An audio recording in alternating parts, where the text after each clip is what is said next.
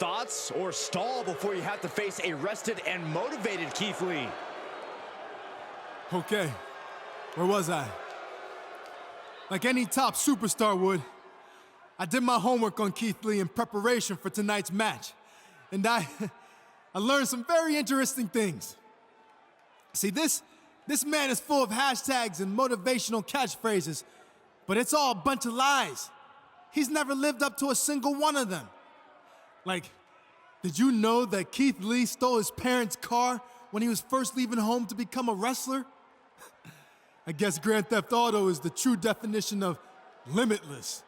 Speaking of Keith's parents, turns out they didn't even want him to get into wrestling. They wanted him to continue playing football, but instead he quit, turning his back on his team and a free education that millions would die for.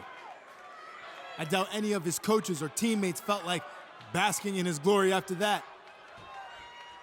But after reading more and more about Keith Lee's backstory, one thing became clear. This is a pattern. He's always taken the easy way out, finding people who buy into his phony persona and enable him to receive countless opportunities after failing over and over again.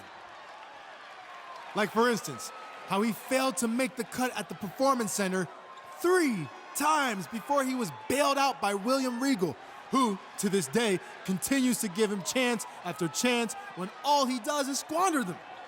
But this pattern really first started with Keith Lee's grandmother, who introduced him to wrestling as a young boy in Texas. Well, I can't go back and fix the giant mistake she made.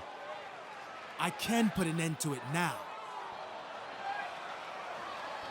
So Keith Lee, come on out here so I can expose you for what you really are.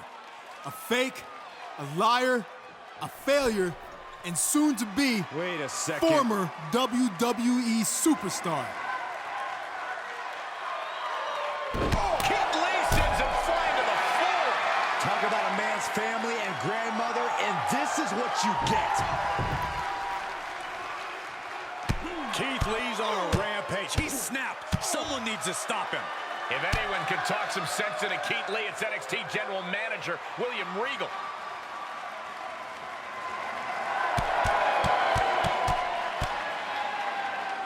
And finally, it looks like cooler heads are prevailing. He may have taken a beating, but I think this is what he wanted.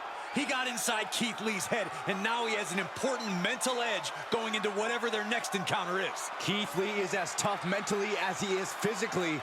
I'm not sure that strategy is going to work. Did you not just see what happened? I think it's already proven extremely effective.